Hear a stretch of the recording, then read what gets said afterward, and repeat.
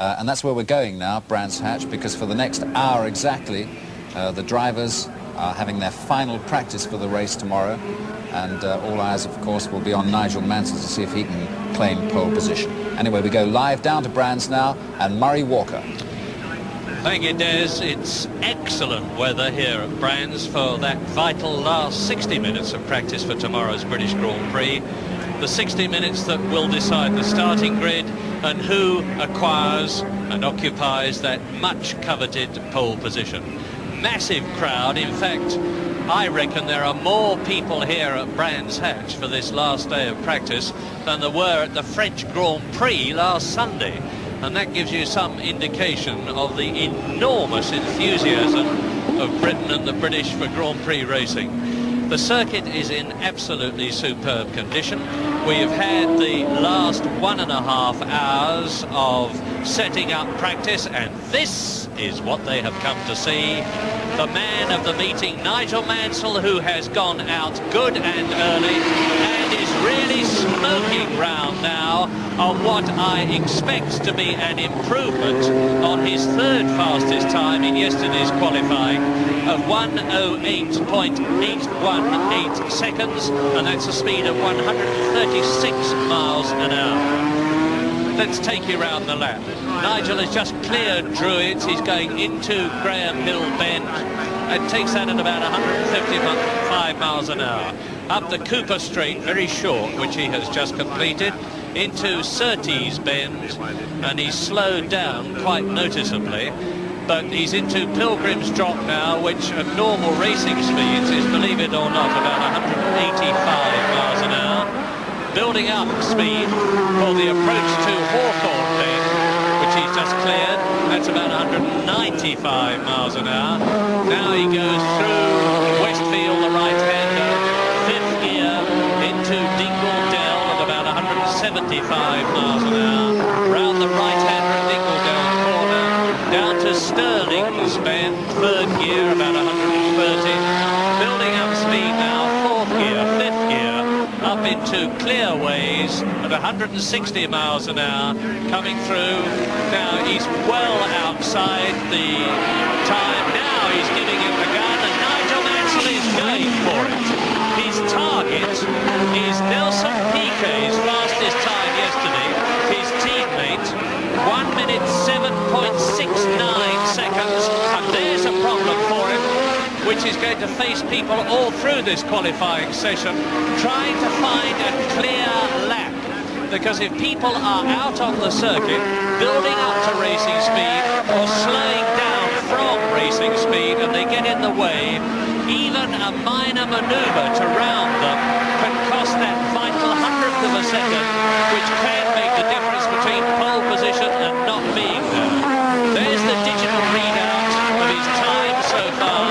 5 is Nigel Mansell's number, the famous red 5 for five times Grand Prix winner Nigel Mansell, 3 times a winner this year.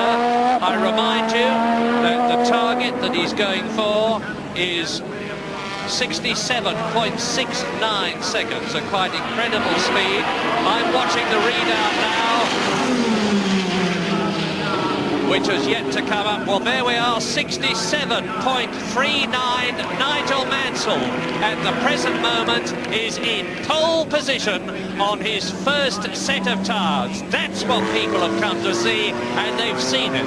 But that is not the end of the afternoon, because there are still some 55 minutes of qualifying. But Nigel Mansell has thrown the gauntlet down, has taken pole position, but has still got 1 set of tyres to come. Look at what he's done this year. Third on the grid in Brazil, then he was taken off on the first corner by Ayrton Senna. That brilliant second place, just beaten by Senna in Spain. Then at San Marino, despite starting third on the grid, he retired. Second on the grid in Monaco, fourth in the race. And now look at the run that he's had. Fifth on the grid in Belgium, won it. Then he won in Canada, won last week in France, and he's right on top of his brilliant form. Now, this is Stefan Johansson, the Swedish Ferrari driver. The Ferrari is undoubtedly the fastest car on the circuit in a straight line. Believe it or not, he was going past the control box, which is 200 yards from Paddock, in fact, Paddock Bend, the falling away right-hander yesterday, at 185 miles an hour.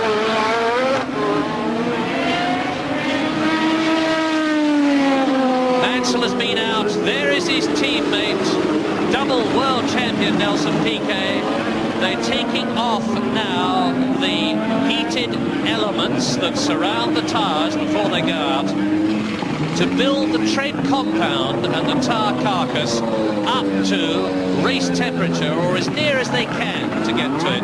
It'll still take 1 or 2 laps to get it truly to race temperature, but it reduces the time. On the right you see Frank Durney, who is Nelson Piquet's race engineer and the Williams team aerodynamicist who's responsible for the shape of their cars. The wind cheating the slippery shape which enables the Honda engines developing in qualifying trim here this afternoon over 1,000 horsepower to optimise their effect, and Johansson has spun off and stops. As you can see, he's perfectly all right. And let's have a look and see what happened. Here is Johansson coming up to Druids, the right-hander, down into second gear. He's got it unlocked, the back slides out. He's perfectly all right. He looks to the left, looks to the right, stops the car, selects first gear and drives away. I have not yet had a chance to establish, as Mansell now calmly looks at the monitor in front of him, which gives him a readout of everybody's time as they establish it. And he will sit there waiting until somebody beats his time, which may not happen, of course. 1 minute 7.399 is only 0.2 of a second after off Ayrton Senna's 1985 European Grand Prix pole position. So here's Piquet on his first set of tyres. What do I mean, his first set of tyres? Well, in this final qualifying session of 60 minutes, as Alan Jones, the Australian ex-world champion, in the Lola Haas with the Ford engine passes him, they are each allowed 2 sets of qualifying tyres. 8 tyres altogether.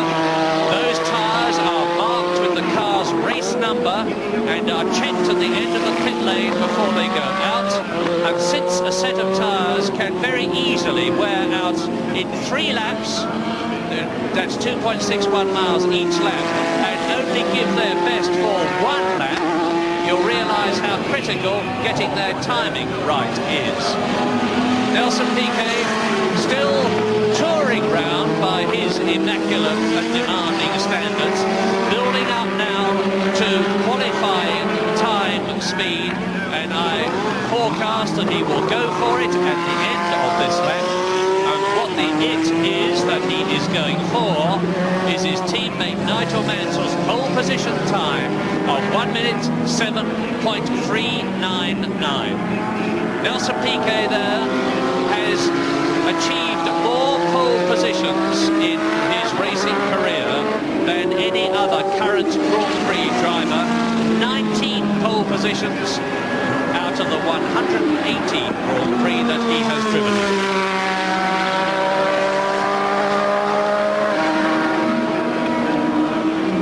Nigel just sitting there, he's not worried. This now tremendously mature, very, very experienced 31-year-old man from the Isle of Man, 82 Grand Prix behind him, 3 pole positions in his career. And meantime, Nelson Piquet is exiting Clearways Bend to start his fast lap. Over the line goes Piquet. Now he's going for it. 175 miles an hour as he builds up to speed. He passes the car there, which has not delayed it, which was Straps Tyrrell Red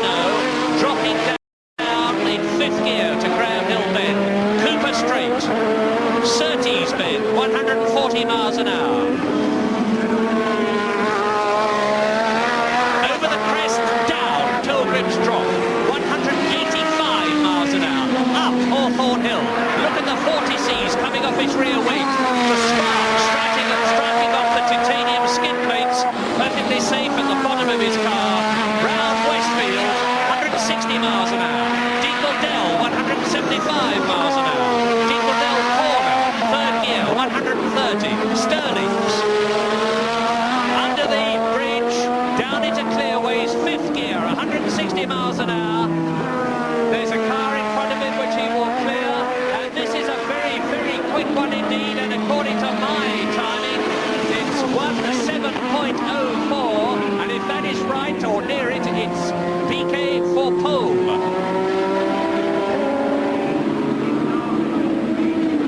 And it's 1:07.063, so now PK is in pole position. Nigel Mansell there has seen it, and I should tell you that whilst there is not exactly needle between Mansell and PK, his teammate, there is a very healthy rivalry.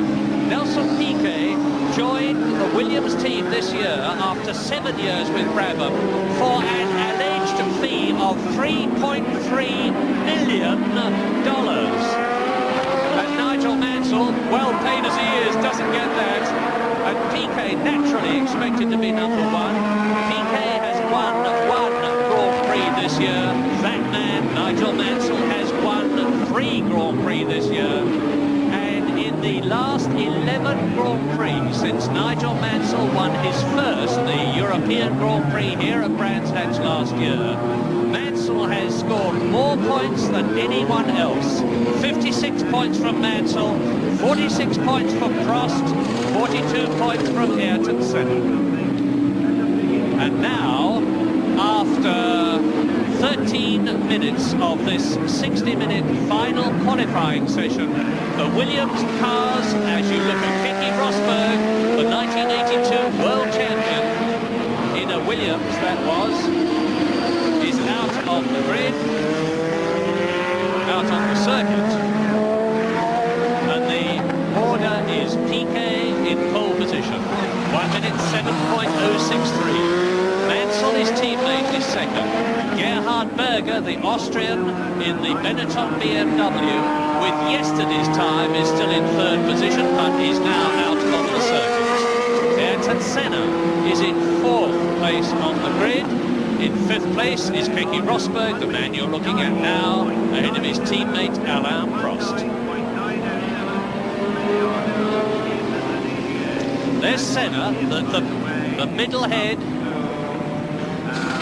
And this is what Ayrton Senna is looking at, the big screen, which is absolutely unique at Brands Hatch, which has these magnificent facilities and is a superb circuit. And that screen is showing the picture that you are looking at, and across the track from that screen is the big Brands Hatch grandstand. So the spectators here can see them all the way from the entry to Clearways to the exit at Surtees, and that's about 1.2 miles, I would guess. And then they pick them up on the big screen and follow them over the rest of the lap. A marvellous facility. Ayrton Senna, who is talking to Ferrari, who has reputedly been offered a mammoth fee to join next year. Brands Hatch is seething with rumours, the most interesting of which is that next year, there's Gerard Ducarouge on the right, the man who designed the car that Senna is driving, and that interesting rumour is that next year Lotus will be using Honda engines.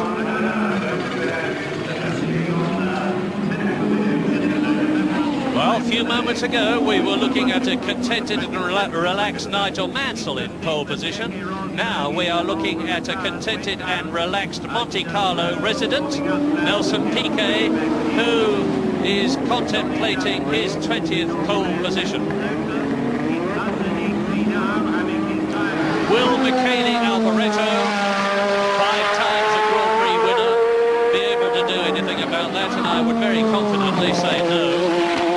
Because although the Ferrari, with its V6 engine, is very, very fast, indeed the fastest of the lot, in a straight line, it is not so hot, comparatively speaking, around the corners. As you look at Alboreto going out, I look at Mansell, who is going out again to try and regain. There he is, the pole from Nelson Piquet. In many ways, this final 60 minutes of practice is one of the most interesting aspects of a whole three-day Grand Prix meeting. Practice on Friday, practice on Saturday, race on Sunday, and the tension in this last 60 minutes is bowstring tight. 2 sets of tyres, remember. And although, as I said, from those 2 sets of tyres, you'll really only get 2 laps at their very best, you can mix the tyres. You can come in after you've used your 2 sets and pick the best of the 8 tyres and go out again on those very highly scrubbed tyres that will result, and try to go for it again. And pole position has been won under those circumstances. Mansell.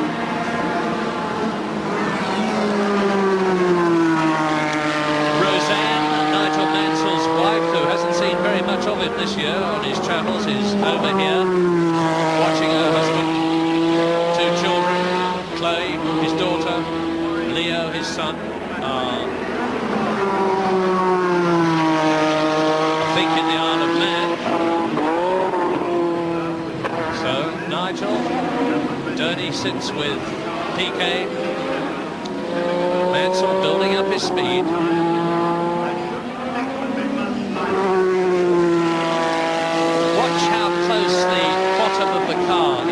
Circuit. That is to minimise the air disturbance underneath the car.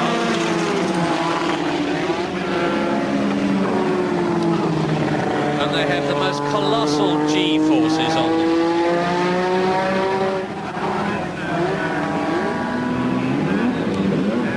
There is Ayrton Senna's Lotus being readied. V6 Renault engine.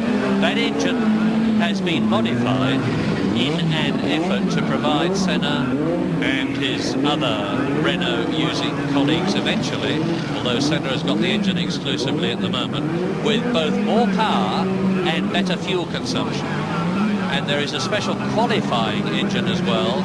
And when I tell you that firms are prepared to screw up the turbo boost on the qualifying engine and risk breaking it to get pole position, and that if they break it, that will cost them £60,000, because that's what a top Grand Prix engine costs.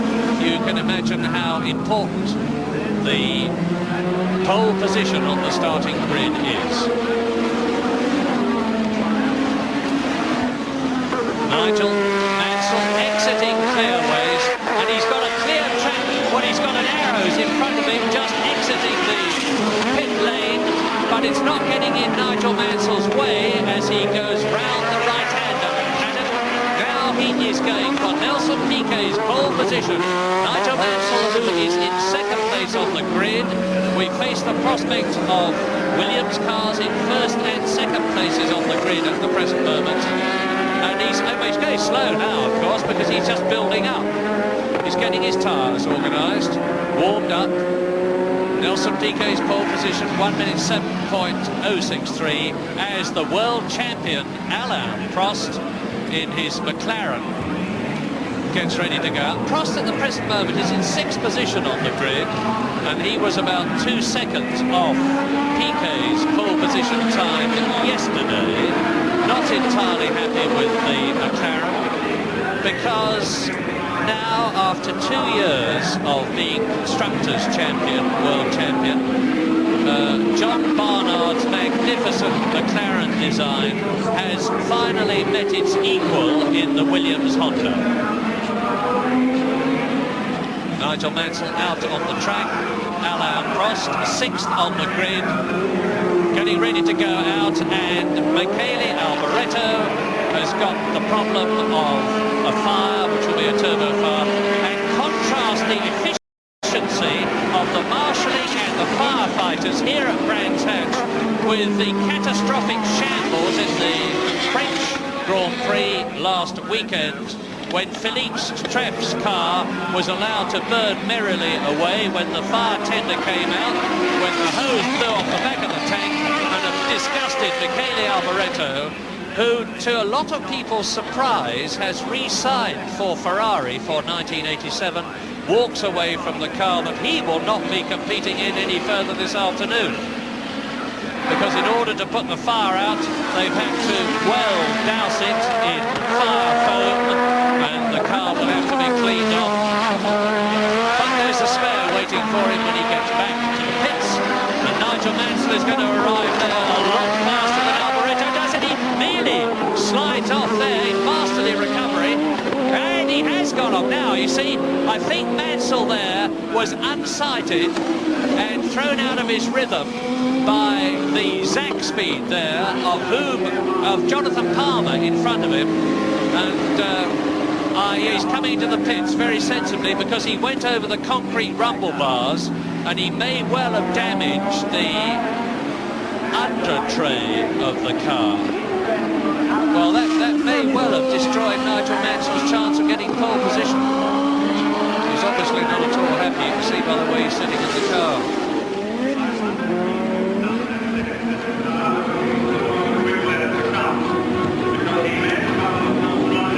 Well, of course his mechanics don't know why he's come in until he gets out of the car. Detachable steering wheel, the car isn't coming to pieces, and Nigel's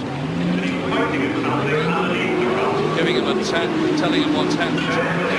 The car will be pulled back into the pits. Now there are 3 Honda-powered Williams cars here. The interesting thing is that because Nelson Piquet is the #1 driver, he has the prior right. There's the grass being pulled away from the front wing. Let's have a look to see what happened as Nigel Mansell was coming up to the 2 drivers and their cars in front of him who were getting ready. You see Kemp's out of the left-hander there at Sterling's. He's unsighted by Jonathan Palmer's Zach speed. Goes over that very high concrete rumble bar section over the grass and has definitely disturbed the under tray and may even have affected the suspension of the car.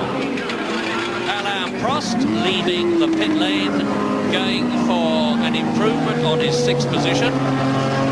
This 60-minute practice session is now 23, nearly 24 minutes old, with Nelson Piquet in pole position, Mansell 2nd, Berger 3rd with yesterday's time, Senna 4th with yesterday's time. Farby has moved up to 5th place with today's time. Keke Rosberg is in 6th position.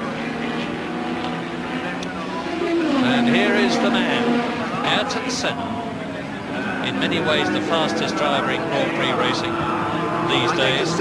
When I tell you that Ayrton Senna has driven in 36 Grand Prix in his short Grand Prix career, and that in 12 of them he started from pole position, which even my mathematics tells me is 1/3, which is 33.3%. That is quite an incredible achievement. This he's the 2nd youngest driver racing in Grand Prix these days, was the youngest until Alan Berg joined the scene from Canada in the Canadian Grand Prix to drive for Osella. Berg had a big spin-off this morning in the non-qualifying practice.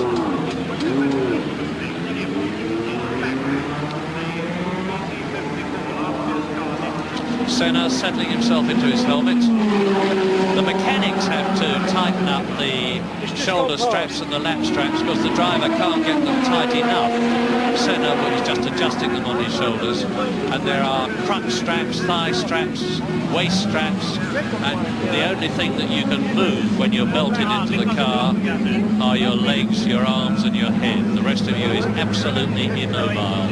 And it needs to be, because the G-forces that operate on you are absolutely enormous. And if you weren't belted in, you'd be thrown about all over the car and would lose control.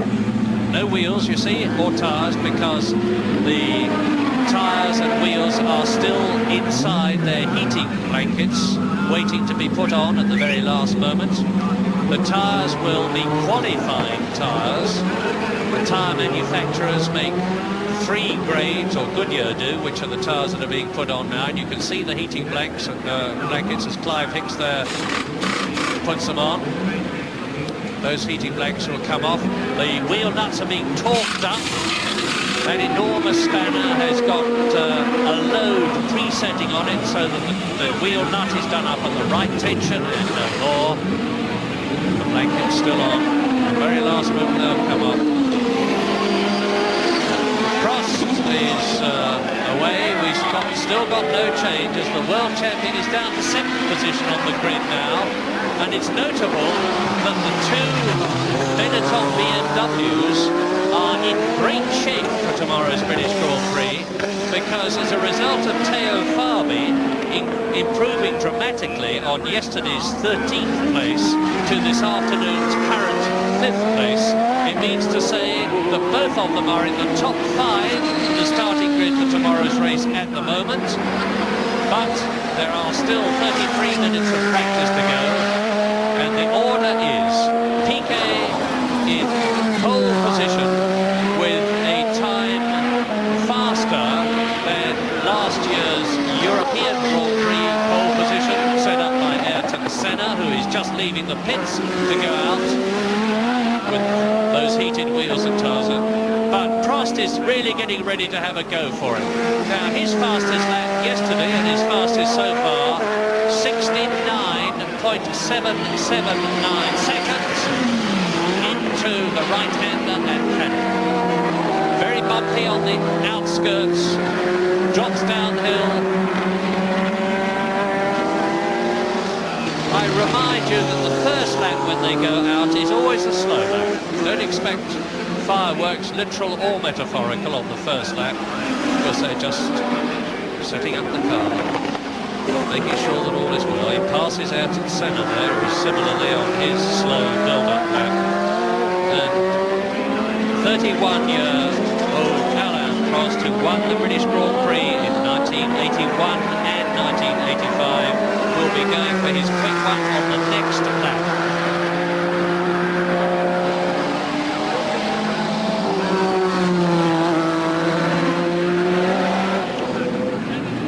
You see the work on Nigel's car, Nigel Mansell's car. Difficult to know what they're doing. A lot of activity. Alan Chalice on the left with his back to us. One of the most experienced mechanics in Grand Prix racing. Goes right back to the BRM, the original BRM days.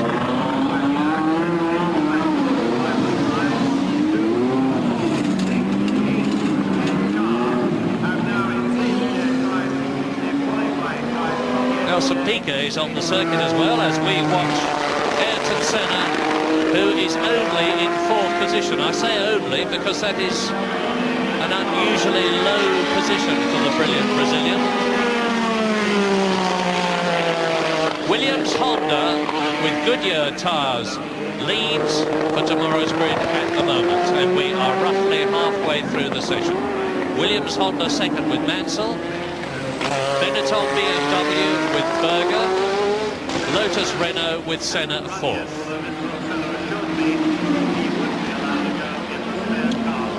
And this is where they and we are at, this magnificent, historic, demanding circuit at Brands Hatch, with its twists and its turns and its descents and its ascents.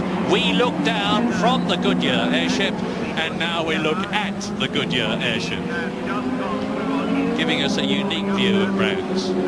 Weather conditions still just about ideal. The track is faster than it was yesterday. There's no sun shining to make things too hot or to create dazzle or any of the other little problems. The track surface is at a nice temperature. There's been plenty of rubber laid down as a result of yesterday's and today's practice. The rubber on the circuit at Brands makes it faster. We've already had Ayrton Senna, there's European Grand Prix pole position from last year, time beaten by Piquet, and Senna goes for it. Had it met. A Grand Prix racing phenomenon. His target is Nelson Piquet's time of 1 minute 7.063. 1 minute 7.063. And Ayrton Senna has achieved, as I said earlier on, 12 positions in a very short Grand Prix career, which started in 1984 with the then Tolman team, from which he departed in controversial circumstances to join Lotus in 1985, and my goodness, he's trying.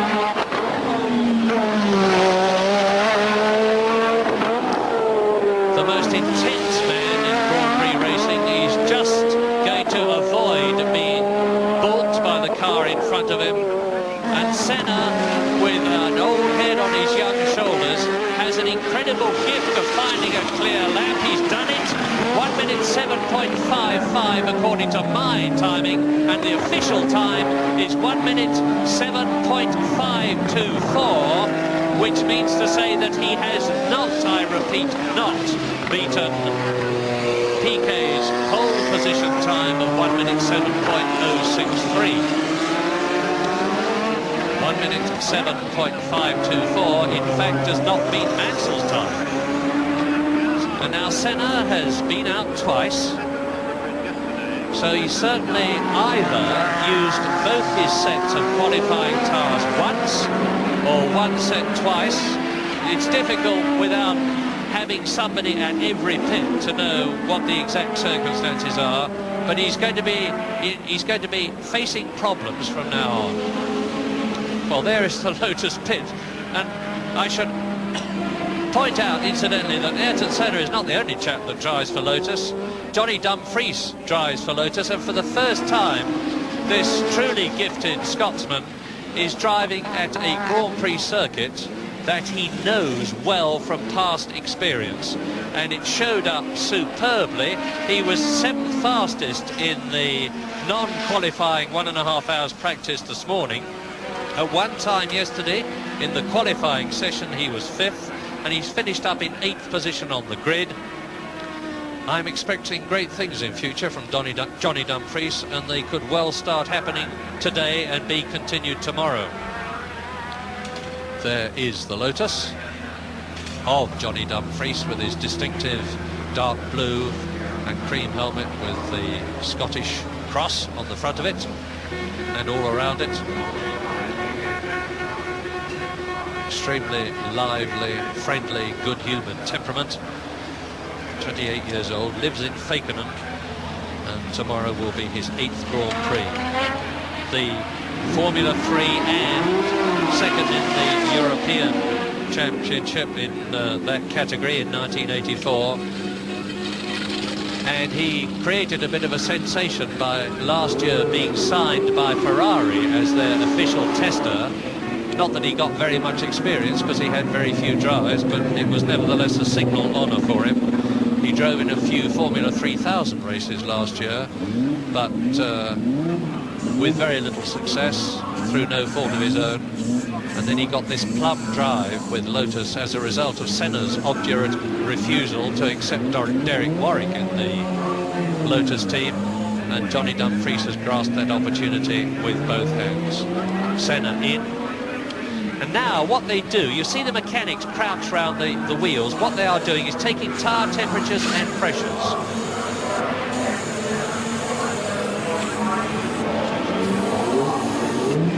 And they offer, you can see exactly the pressure they operate at, just over 1 atmosphere. And there's the man I'm always talking about, Kenny Szymanski, who is actually a full-time airline steward, and somehow finds time to fit the Grand Prix in between flights to do this job for Lotus. There's Steve Hallam with his back to us.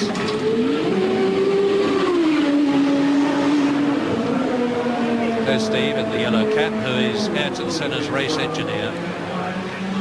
And they take the temperatures across the 3 points in the tyre, the right side, the centre and the left. There's the Goodyear technician with his heat probe. And the idea of that is to get the temperature even across the tread of the tyre by adjusting the suspension, which means to say that the maximum amount of rubber will then be on the ground and therefore provide the maximum amount of grip to transmit the 1,000 plus horsepower from the Renault V6 engine. That green button, by the way, on Ayrton Senna's steering wheel provides him with extra boost from the turbocharger. There it is. And Senna punches that button usually during the first lap to give him extra power, but in doing so, of course, it's placing extra stress on the engine, and even more importantly these days, of a mandatory 195 litres maximum allowance of fuel, increasing fuel consumption. So you can't use that too much, but at critical moments, like the first lap, and if you want to pass someone, you can give it a touch of extra boost to increase the power over a short term, and when the problem's overcome, you let the button go. Mansell, helmet off, balaclava helmet off. It's a hot job, this, because they wear very heavy fireproof underwear and socks, on top of which they wear those very heavy 3-layer Nomex fireproof overalls, balaclava helmet of the same material, special shoes, special fireproof gloves, and over the whole lot goes the crash helmet.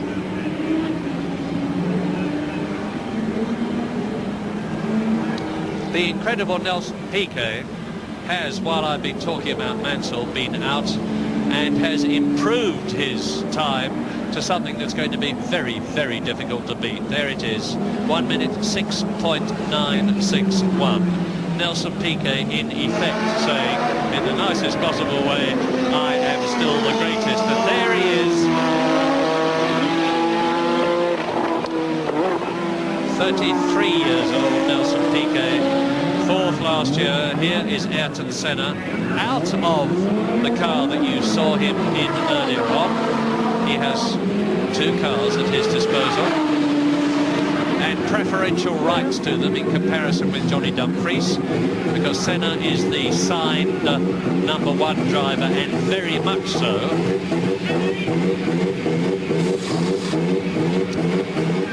There's Mansell's car. You see, that little cross-country rallycross trip of Nigel's over the grass by way of the concrete rumble bars has not done the car very much good, and the reason they're not slotting him into the other one is because, as Nelson Piquet is #1 driver, notwithstanding the fact that Nigel Mansell has won 3 times as many Grand Prix as Piquet has this year, Piquet has the rights to that car if he wants to use it, and in any case, to adjust Piquet's car to Mansell's settings in terms of the pedals, the clutch, the brake and the accelerator pedal, changing the seat, changing the windscreen.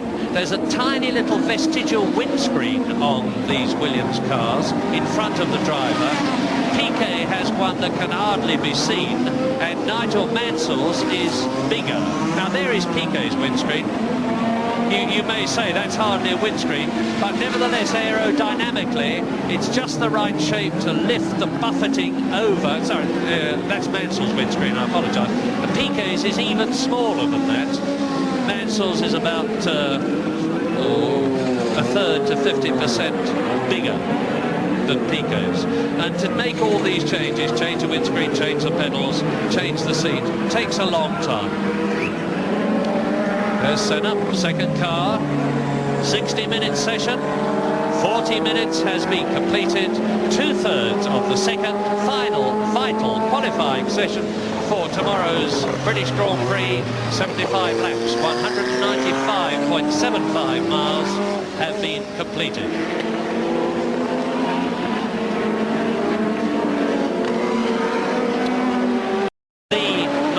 Magnificent cut glass bowl I have never seen in my life, individually crafted for the winner of this race, very similar in design and execution to the one that Nigel Mansell won at the European Grand Prix last year, and which currently graces his dining table in his Corderin home. A very impressive sight it is. Piquet. 7 years with Brabham. A lot of people forget that Piquet also drove for a short time for McLaren, not in a works McLaren, but in a privately owned one. one of the BS Automotive cars. And then before that, he drove in Mo Nunn's inside team. Ex-kart racer, came over to Britain, competed in and won the BP Formula 3 British Championship of 1978. And he makes a great team with Frank Durney on the left. A couple of Ayrton Senna supporters. If they turn round, actually, they've got completely different words on their back because, thank you very much. There we are, Johnny Dumfries. I noticed that this morning walking down the pit lane. Bit of useless information for you. and I was looking at the sweaters. There is Brands Hatch. Unique shape. And tomorrow's British Grand Prix is said to be the last that will be held at Brands Hatch, because as a result of a policy decision to confine the Grand Prix in any one country to one circuit, a contract has been signed for Silverstone to have the British Grand Prix for the next 5 years. And without wishing to enter into the controversy or the politics of the situation, I, for one, would say it would be a tragedy if no further Grand Prix were held at this magnificent, historic Kent circuit. But everybody's keeping their fingers crossed and hoping that Brands will continue to have a Grand Prix life by having events such as a European Grand Prix, for which there is always room in the Grand Prix calendar. Italy has two Grand Prix in the form of the Italian Grand Prix and the San Marino event, which officially is not Italian but actually is. France, if you count Monaco as being close to France, has two. And here is Frenchman Jacques Lafitte, the oldest man in tomorrow's race, who tomorrow will be driving in his 176th Grand Prix to equal the all-time record of the late and great Graham Hill. And in Germany, Jacques Lafitte will become the most experienced Grand Prix driver of all time. And his age has not diminished his speed, because already this year he's had a second place in Detroit and a third place in Brazil. He's been in the points 3 other times. He's 6th in the World Championship at the present moment, and he could well do well here tomorrow because he drove absolutely superbly in the European Grand Prix at this circuit last October. Now he's on his quick one. And Jacques Lafitte, at the present moment, needs to improve because he's only in 19th position on the grid, having had a truly terrible day yesterday. First of all, his car caught fire and was virtually burnt out. Then he got into the other one in the qualifying session yesterday to go for his time, and quite literally, inadvertently drove into the side of Keke Rosberg's McLaren as they went into Druids Hill Bend and deranged the suspension of the Ligier.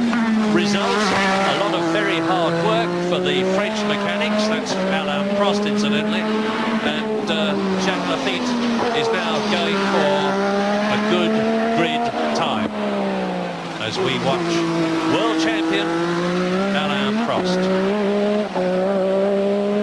An unusual aspect of Prost's car, the McLaren there, with its tag Porsche designed and built engine, is that this engine won't take increased qualifying boost to the same extent as some of the other engines, notably the BMW, Honda and Renault motors, as a result of which the McLarens usually do not show as well in the qualifying sessions as they do in the race. Indeed, it is not until the last half hour of practicing tomorrow morning that we're going to really know how the cars are going to compare, because in that final half hour they go out with full fuel tanks, normal race tyres, normal race boost, and then you very often find that Prost and Rosberg are in the top 2 positions that day, but not on the grid. Jacques Lafitte's come into the pits. Don't know what was worrying, because he looked to me to be going pretty well. All French team. the sensation here at Brands, of course, is that the Ligier team have signed to use Alfa Romeo engines next year. Mansell's just going... Which to many people seems a strange policy because there's only 2 years left of the existing engine formula and requirements. But with BMW having pulled out of Grand Prix racing as from the end of this season, there is a mad scramble amongst the teams, and there's a sort of musical engines contest going on with all sorts of rumoured changes for next year. Prost, we look down as he takes the left-hander at Surtees. Now he's on the straightest and longest part of the circuit in a straight line. The bit from Surtees to Hawthorne Bend. Prost trying to improve on his yesterday's time of 1 minute 9.779, which currently has him in 8th position. Piquet pole, Mansell 2nd, Senna 3rd, Berger 4th, Rosberg 5th, Farby 6th, Arnoux 7th. Prost is in 8th position, Derek Warwick is in 9th position, Johnny Dumfries is 10th, and Brundle is 11th. So the 3 British drivers, 9th, 10th and 11th. Boutsen is 12th, Jones is 13th. And Prost goes into the pits. I also haven't told you that another sensation of yesterday's practice, and today's for that matter, is that Riccardo Patrese, the Italian in the Brabham team, who is just going out of the pits now. Riccardo Patrese, car number 7, there he is. Those of you who know your Grand Prix cars will observe that he is driving the 1985 BT54 Brabham, the car which we all thought had been put to one side when the new, innovative and dramatically different Brabham BT55, the low-line car with its sideways lying BMW engine, was introduced. And I think it would be a slight exaggeration to say that that car has been a resounding success this year. It is very innovative, but it has clearly got all sorts of teething problems. And Brabham have made a policy decision to try to get points, even by suffering the indignity of having to bring out last year's car. And that is the car that Riccardo Patrese is going to drive in tomorrow's British Grand Prix. And Derek Warwick, who's joined Brabham recently as Michele Alboreto scorches round in the Ferrari, is going to drive the BT55 tomorrow. And they are very much persevering with getting it right. Ferrari have made changes to their car. They've tried to improve the handling, having got the engine power right, by modifying the front suspension.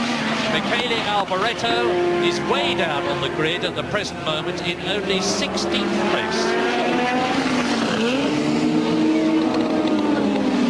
They seem to have got Nigel Mansell's car au point. Nigel's going out and Senna is going out, and it is from now on that things really start to get dramatic, because we're into the last 10 minutes of this practice session. Arnoux is going out. You just saw Arnoux driving out. There is the Benetton of Theo Fabi, the laid-back Italian. Now the Zach Speed of Dutchman Hube Rotengata. Following him out, Nigel Mansell, and Ayrton Senna is getting ready to do battle again. Pole position at the moment, without our Prost waiting to go out too, is still Nelson Piquet with a seemingly unbeatable 1 minute 6.961. And having said that, I suppose about half a dozen people will go out and go faster.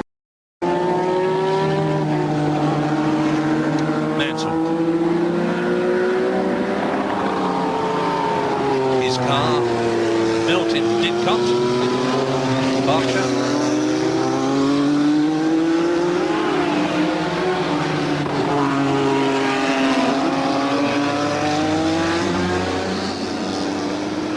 Nine minutes to go. Jonathan Palmer, who I haven't mentioned, at the Zach Speed, is in 21st position, which is about where he expected to be. The underfunded and Zach Speed team is doing a marvellous job, but suffers from less power from their engines, and they're only in their second season of Grand Prix racing. And it's Piquet pole, Mansell second, Senna third, Berger fourth, Rosberg fifth, Barbie sixth, Arnoux seventh, Prost eighth, Warwick ninth, Dumfries 10th, Brundle 11th, Boutsen 12th, Jones 13th, Tombe 14th, Johansson and Alboreto, the two Ferraris, 15th and 16th. Philippe Streff is 17th, Patrese in the old Brabham 18th, Jacques Lafitte is still down in 19th position, Nannini is 20th, Palmer is 21st, then it is 22nd Danner, 23rd in Cesaris, 24th Ginzani, 25th Rotagatta, and Alan Berg, who spun this morning, is still on yesterday's time in 26th and last place.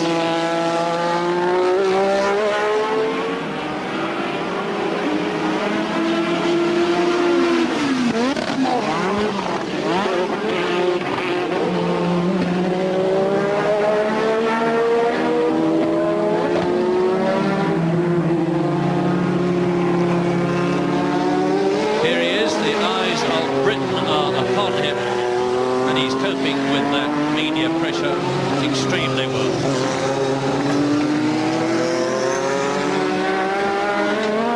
And after the lap that he's on now, Nigel Mansell will be trying to improve on his 1 minute 7.399 seconds second position lap by at least 4/10 of a second in order to take pole from his teammate Nelson Piquet, who is shortly leaving the pits. Nelson Piquet, that is. Mansell out of Westfield into Dingle corner, up to Stirling's Bend, the left-hander. You notice the way they go right to the left and then drift out to the right. That's where he went off. So he'll be keeping a weather eye out when he goes round there next time. And here he goes. This could be it. Mansell out on clearways and over the line now. Paddock Bend, 175 miles an hour, up Druids Hill, into Druids Hill Bend, down Brown Hill Bend. Watch the way he is inch perfect on the turns, minimising the amount of slippage, because you lose time if you don't keep on the line. Watch the spark striking from the under tray of his car from those skid plates. The vortices from the rear wings. The right-hander at Hawthorne there. He passes a slow man there, no problem, no time left. There's someone coming in front of him, let's hope he doesn't get in the way.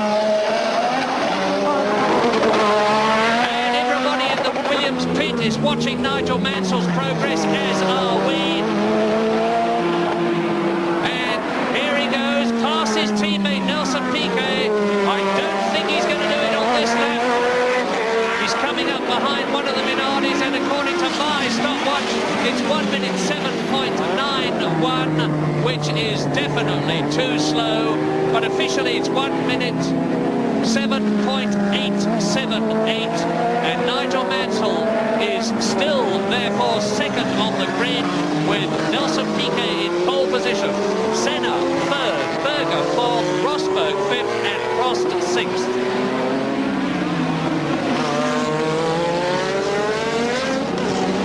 There's the confirmation. The first 10, including British drivers, Nigel Mansell in second position, Derek Warwick in a notable and praiseworthy